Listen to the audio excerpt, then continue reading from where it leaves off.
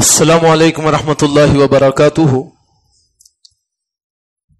الحمد للہ رب العالمین والعاقبۃ للمتقین والصلاة والسلام علی سید الانبیاء والمرسلین، اما بعد اعوذ باللہ من الشیطان الرجیم، بسم اللہ الرحمن الرحیم۔ الیہ یرد علم الساعة وما تخرج من ثمرات من اکمامها وما تحمل من انثى ولا تضع الا بعلمه۔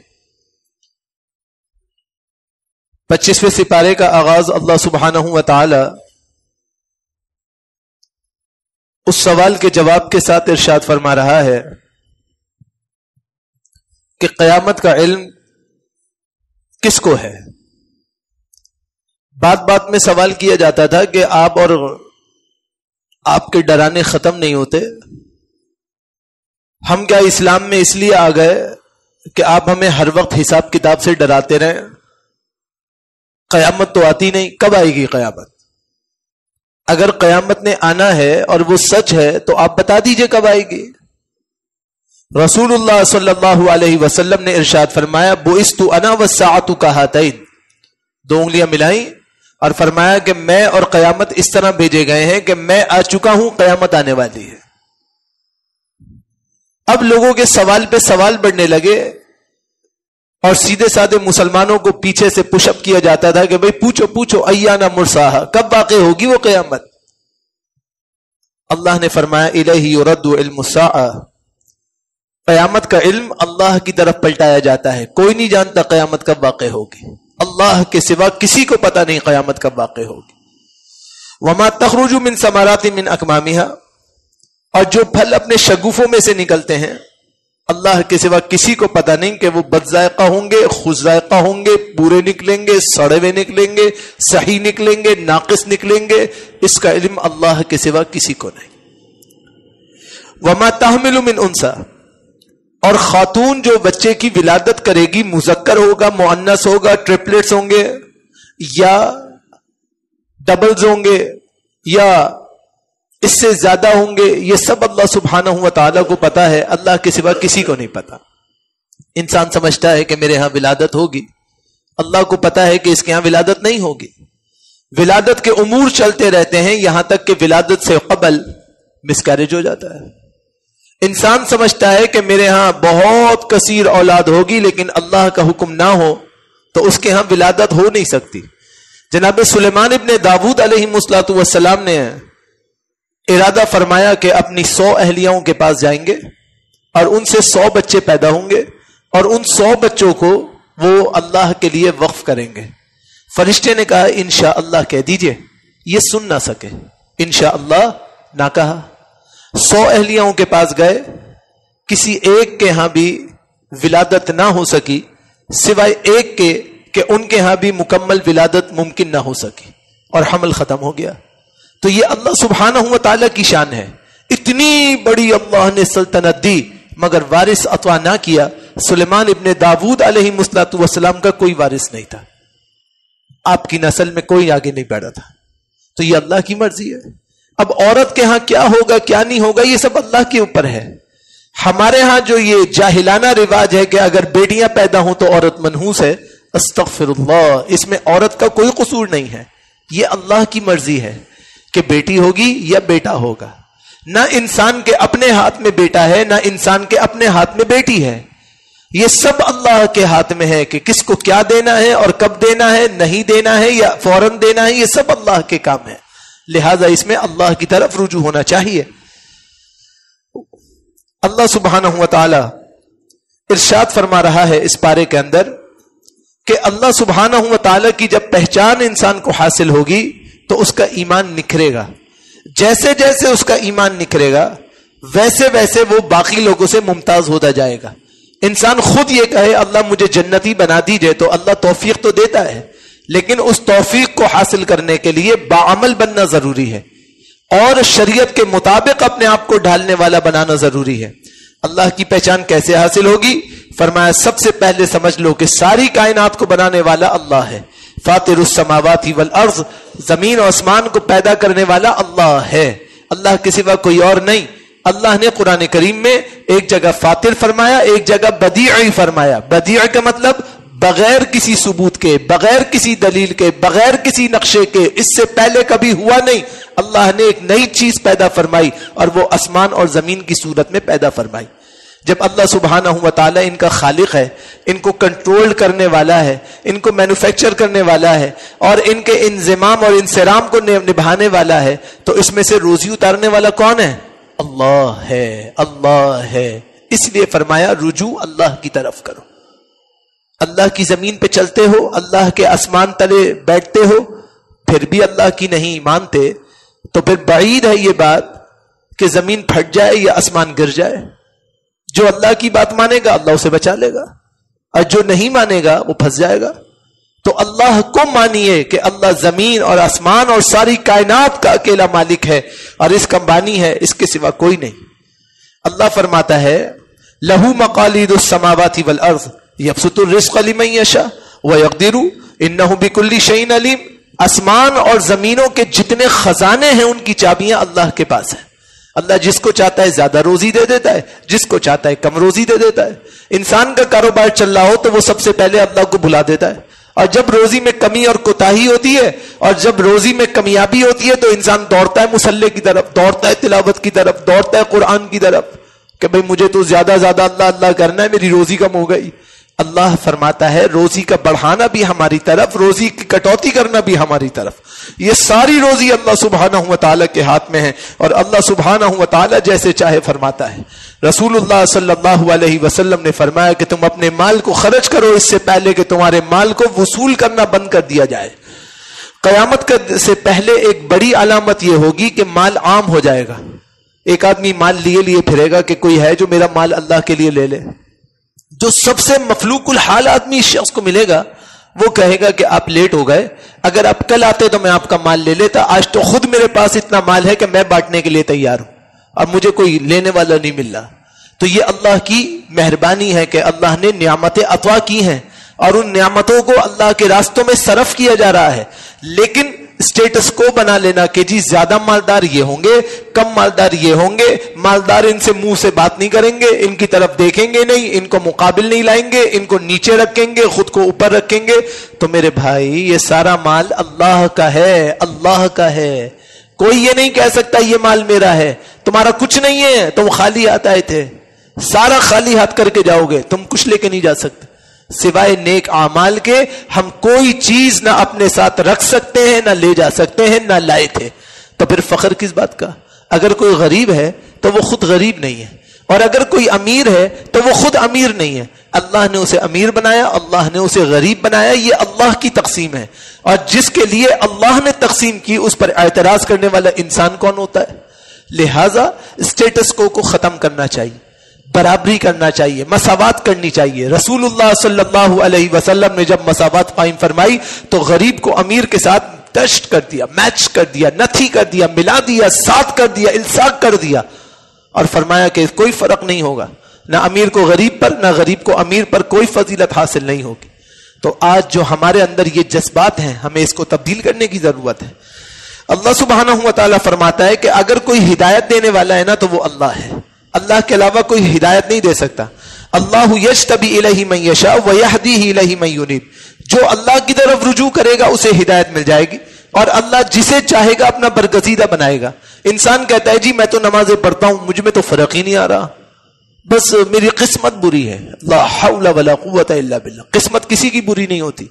انسان خود اپنے آپ کو برائی کے دلدل میں گراتا ہے، یا انسان خود اپنے آپ کو برائی سے بچا کر اچھائی کی طرف مائل کرتا ہے.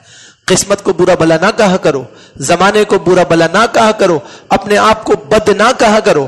بہت سے لوگوں کی عادت ہوتی ہے اپنے آپ کو بات بات میں کوستے ہیں، میں پیدا کیوں ہوا، میں زندہ کیوں ہوں، میں رہتا کیوں ہوں. اللہ اکبر. اللہ نے آپ کو ایک بہت عظیم مقصد کے لیے، جو مقصد عبادت ہے، اس کے لیے پیدا کیا ہے. آپ عبادت کیجئے، اللہ کی طرف مائل ہو جائیے، اللہ کی طرف رجوع کرنے والے ہو جائیے. جہاں آپ رجوع اللہ کریں گے تو وہاں اللہ آپ کو ہدایت مستقیمہ کی طرف ٹرن کر دے گا، اور آپ بآسانی اللہ کی طرف گھومنے والے اور کامیاب ہونے والے بن جائیں گے.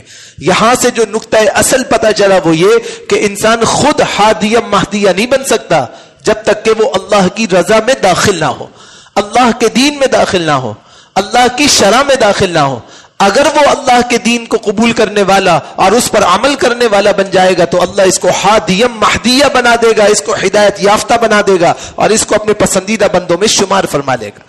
اللہ سبحانہ و تعالی فرماتا ہے کہ اللہ کی شان کیا ہے؟ اللہ کی شان تمہارے بارے میں یہ ہے کہ اللہ لطیف بعبادہ، اللہ اپنے بندوں کے ساتھ بہت مہربانی فرمانے والے ہیں۔ یرزق من یشاء، جس کو چاہتے ہیں جیسے چاہتے ہیں روزیاں عطا فرما دیتے ہیں۔ وہو القوی العزیز، اللہ کی شان یہ ہے بہت قوت والے اور غالبہ والے ہیں۔ اللہ کی طاقت سے زیادہ کسی کی طاقت نہیں ہے، اللہ کے غلبے سے زیادہ کسی کا غلبہ نہیں ہے۔ اگر آپ رجوع اللہ کرنے والے بنیں گے تو اللہ تعالیٰ کے ہاں آپ کے لیے درجات بلند ہو جائیں گے، کیونکہ اللہ کون ہے؟ وَهُوَ الَّذِي يَقْبَلُ التَّوْبَةَ عَنْ عِبَادِهِ، اللہ ہی اپنے بندوں کی توبہ قبول فرما لیتا ہے جب وہ بندے اللہ سے رجوع کرتے ہیں۔ دیکھیں توبۃ النصوحہ کے اوپر بات ہم ہمیشہ کرتے ہیں۔ توبۃ النصوحہ کیا ہوتی ہے؟ ایسی توبہ جو ہمارے لیے اور دوسروں کے لیے خیرخواہی کا سبب بن جائے، نصیحت کا سامان بن جائے کہ بھائی دیکھو تم نے گناہ چھوڑ دیا، اب تم گناہ نہیں کرنا۔ یہ تو ہے نا نصوحہ، ناصحن سے ہے، نصیحتن سے ہے کہ ایسی چیز جو بندے میں اور دوسروں میں فرق کرنے والی ہو اور ان کو تمییز دلانے والی ہو کہ بھائی ہم نے اپنی نصیحت پکڑ لی، ہم نے اپنی اصلاح پکڑ لی کہ ہم گناہ کی طرف انشاءاللہ نہیں جائیں گے۔ جب آپ انشاءاللہ کوشش کریں گے تو اللہ تبارک و تعالیٰ آپ کو 100% بچا لیں گے۔ وَيَعْفُو عَنْ سَيِّئَاتٍ، اور اللہ کی شان یہ ہے کہ اللہ سیئات کو، برائیوں کو معاف فرمانے والا ہے۔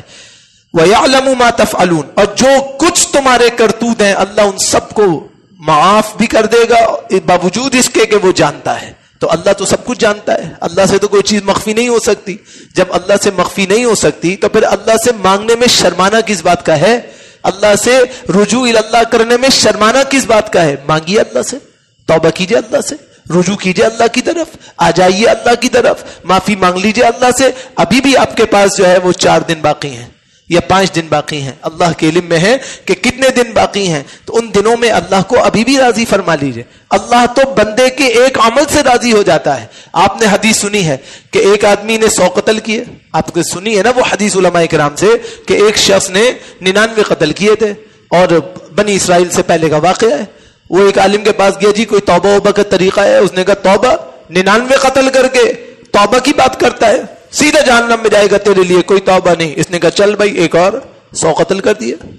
100 قتل کرنے کے بعد پھر ایک راہب کے پاس پہنچا اور کہا کہ توبہ کا کوئی دروازہ ہے، کوئی توبہ کا سلیقہ اور طریقہ ہے؟ انہوں نے کہا جی بالکل ہے، یہ علاقہ آپ کے لیے اچھا نہیں ہے، یہاں پہ آپ گناہ میں مبتلا ہو جاتے ہیں، اب یہاں سے منتقل ہو جائیں، صالحین کے علاقے کی طرف جائیے، نیک لوگوں کے راستے کی طرف جائیے، توبۃ النصوحہ کیجئے، اللہ آپ کی توبہ قبول فرما لے گا۔ راستے میں اس کی روح کے قبض ہونے کا وقت ہوتا ہے۔ آپ نے سب سنا ہے کہ یہ راستے میں جا رہا تھا، اللہ اس کے چھوٹے راستے کو بڑا کر کے اس کو جنت میں داخل کر دیتا ہے۔ آپ کو پتہ ہے اس حدیث کے اندر نقطہ کیا ہے؟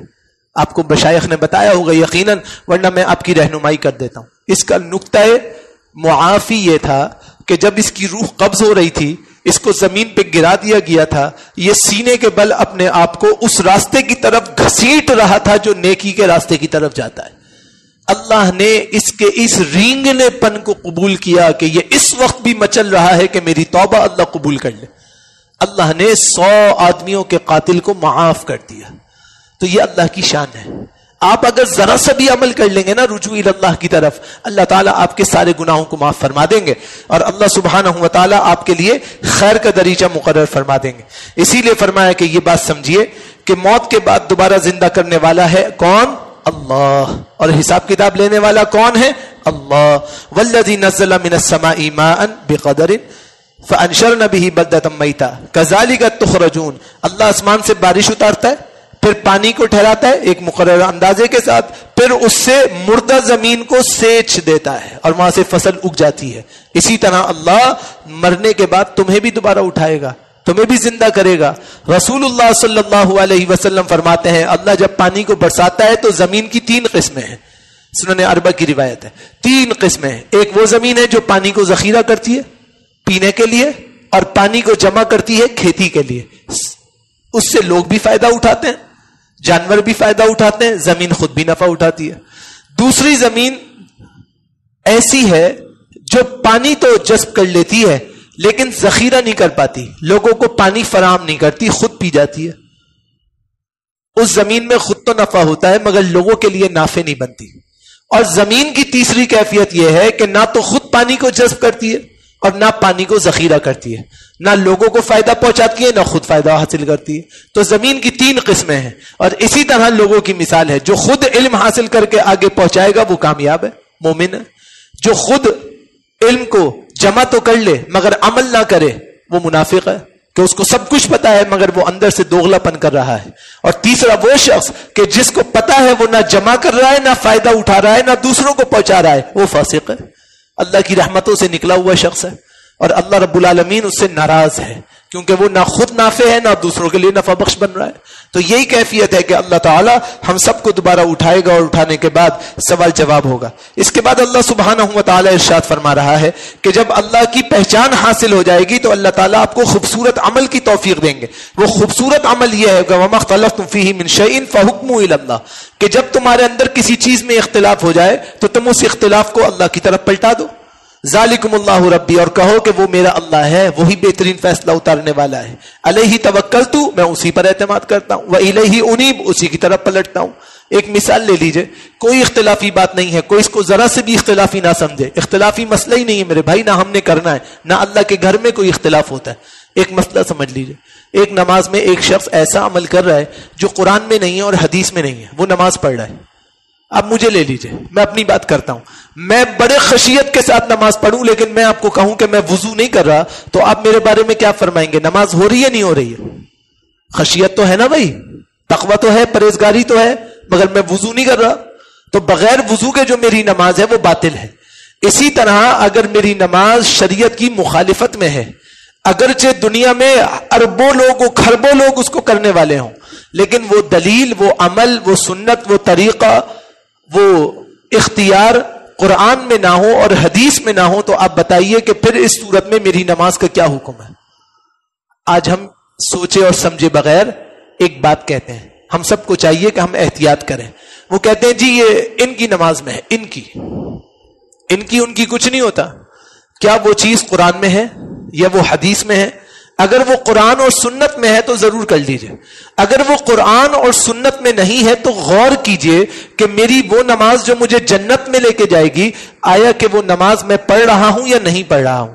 اگر ہم وہ نماز نہیں پڑھ رہے ہیں تو ہمیں اس پہ غور و فکر کرنا چاہیے اور اپنے آپ کو اس عبادت کے طریقے میں لانا چاہیے، جبھی تو صلاۃ الصلاۃ بنے گی۔ ابھی تو عمومی صلاۃ ہے، الصلاۃ جب کریں گے تو اللہ کے مقرر کردہ اصولوں کے مطابق کامل نماز ہوگی جس کو اللہ نے قائم کرنے کا حکم دیا ہے۔ تو ہم سب کو بڑے غور و فکر کی ضرورت ہے، اور پھر جو شخص اللہ کی نعمتوں کو حاصل کرنے والا بنتا ہے وہ پکا دیندار ہو جاتا ہے۔ اسی لیے فرمایا فَلِذَلِكَ فَادْعُ وَاسْتَقِمْ كَمَا أُمِرْتَ وَلَا تَتَّبِعْ أَهْوَاءَهُمْ، اے اللہ کے نبی آپ لوگوں کو اسی طرف بلاتے رہیں جو کچھ آپ سے کہا گیا ہے، اور اسی پر مضبوطی سے جم جائیں اور لوگوں کی خواہشات پہ نہ چلیں کہ لوگ کیا کہتے ہیں اور کیسے کہتے ہیں۔ جو اللہ کہتا ہے آپ اس کو پہچان لیجئے اور اس کو پکڑ لیجئے، یقیناً آپ کامیاب ہو جائیں گے۔ اور فحاشی سے، عریانی سے، بدتمیزی سے، بد اخلاقی سے اجتناب کیجئے۔ والذین یجتنبون کبائر الاسم والفواحش، وہ لوگ جو بچتے ہیں گناہ کبیرہ سے اور جو لوگ بچتے ہیں فواحش سے،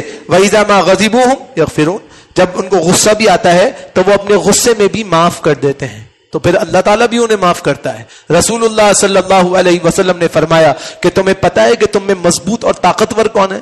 لوگوں نے کہا جی طاقتور وہ ہے جو دوسرے کو پچھاڑ دے۔ فرمایا یہ طاقتور نہیں ہے، طاقتور یہ ہے کہ اس کو بدلہ لینے کی سکت ہے وہ اللہ کے لیے چھوڑ دے، اللہ کے لیے درگزر کرے کہ میرے اللہ نے مجھے حکم دیا ہے۔ وہ طاقتور ہے، وہ مضبوط ترین آدمی ہے جو اللہ کے لیے سب کچھ اختیار رکھتے ہوئے بھی چھوڑ دیتا ہے۔ کیا ہم ایسے ہیں؟ کیا ہم میں یہ صفت ہے؟ کیا ہم میں یہ عادت ہے؟ ہمیں پیدا کرنی چاہیے نا، ہم مسلمان ہیں، ہمیں یہ اندر سے ہونا چاہیے، ہم میں درگزر کی عادت بہت مضبوط ہونی چاہیے۔ رسول اللہ صلی اللہ علیہ وسلم نے اسی لیے فرمایا کہ فَإِذَا لَمْ تَسْتَحْيِ فَاصْنَعْ مَا شِئْتَ، اگر حیا نام کی چیز تمہارے اندر نہیں ہے تو جو دل چاہے کرتے رہو، اللہ تمہاری عبادت کو قبول نہیں کرتا۔ آج تو ہم سب کے سب اندر سے کیسے ہو گئے، آپ بھی جانتے ہیں، میں بھی جانتا ہوں، ہم سب ایک جیسے تو ہیں، تو میرے بھائی ہم سب کو اندر سے بدلنے کی ضرورت ہے، اپنے اندر تبدیلی پیدا کرنے کی ضرورت ہے، اللہ سے تعلق جوڑنے کی ضرورت ہے، اپنی کوتاہیوں پر پشیمان ہونے کی ضرورت ہے، اللہ کے حضور سربہ سجود ہو کر اللہ سے معافیاں مانگنے کی ضرورت ہے۔ اسی لیے فرمایا کہ اپنی زبانوں پر تسبیحات کو جاری رکھو، سبحان رب السماوات والارض رب العرش عما یصفون، فرمایا آسمان و زمین اور عرش کا رب جو کچھ بیان کرتا ہے وہ بہت پاک ہے۔ جب انسان اپنی زبانوں کو تسبیحات سے تر کرتا ہے تو اس کو ایک انعام ملتا ہے۔ انعام کیا ملتا ہے؟ آپ نے بہت دفعہ مدرسوں میں آخری حدیث کے درس کو سنا ہے، اور اس میں جو استاد صاحب ہوتے ہیں وہ پڑھاتے ہیں جی کلمتان حبیبتان ثقیلتان فی المیزان خفیفتان علی اللسان، دو کلمے ایسے ہیں وزن میں بہت وزنی، بہت وزنی ہے، لیکن زبان پہ بڑے ہلکے ہیں۔ کون سے دو کلمے ہیں؟ سبحان اللہ و بحمدہ سبحان اللہ العظیم۔ تو ہم یہ کیا پڑھنے والے بنے کہ ہم نے اپنے میزان کو، اپنے وزن کو، نامہ اعمال کو بھاری کیا؟ ارے ایک ایک نیکی کے پیچھے دوڑ لگی ہوئی ہوگی، ایک ایک نیکی کے لیے، اور ہم اتنے بھاری بھرکم کلمات جو زبان کے لیے بڑے ہلکے ہیں، وقت بھی نہیں لگتا پڑھنے میں، نامہ اعمال کو اتنا وزنی کر دیتے ہیں، ہم چھوڑ دیتے ہیں۔ آپ کو پتا ہے جو ایک دفعہ سبحان اللہ کہے، رسول اللہ صلی اللہ علیہ وسلم کی حدیث ہے، اس کے ایک دفعہ سبحان اللہ کہنے سے اللہ تعالیٰ جنت میں ایک درخت لگا دیتے۔ کتنا قیمتی اجر مل رہا ہے، لیکن ہم کوتاہی کر رہے ہیں۔ نہیں میرے بھائی نہیں، کوتاہی چھوڑنی پڑے گی، انشاءاللہ کوتاہی چھوڑنی پڑے گی، میری ماؤں بہنوں بیٹیوں کوتاہی چھوڑنی پڑے گی، اللہ کے لیے اپنے آپ کو اللہ کے ذکر سے تر کرنا پڑے گا، پھر کامیابی ملے گی، پھر اللہ راضی ہوں گے، پھر اللہ کی طرف سے خوشنودگی ملے گی کہ جب انسان اللہ کے لیے خالص ہو جائے اور انسان اللہ کی تعلیمات کے موافق عمل ہو جائے۔ اور آخری بات، فَلِلَّهِ الْحَمْدُ رَبِّ السَّمَاوَاتِ وَرَبِّ الْأَرْضِ وَرَبِّ الْعَالَمِينَ، اللہ ہی کی تعریف ہے جو آسمان اور زمین اور تمام جہانوں کا پالنہار ہے۔ جب انسان اپنی زبانوں پر صبح شام اللہ کی حمد و ثنا بیان کرتا ہے تو پھر اللہ تعالیٰ بھی اس کے لیے بہت بابرکت کلمات ارشاد فرماتے ہیں، کیونکہ اللہ تو آپ سے محبت فرماتے ہیں۔ آپ جتنا اللہ کا ذکر کریں گے اللہ آپ کا ذکر کرے گا، اللہ آپ کی شان کو بڑھائے گا، اللہ آپ کے لیے درجات کو اعلیٰ فرمائے گا، اور آپ کامیاب اور کامران ہو جائیں گے۔ لہٰذا ہمیں چاہیے کہ ہم اہل الجنت کی صفات کو اختیار کریں، اللہ کی صفات کو پہچان لیں، اپنے اندر ایک تبدیلی پیدا کریں، اور اللہ سبحانہ و تعالیٰ کے لیے خالص ہونے والے بن جائیں۔ اللہ سے دعا کرتا ہوں اللہ آپ کا آنا، بیٹھنا، سننا، سمجھنا سب اپنی رحمت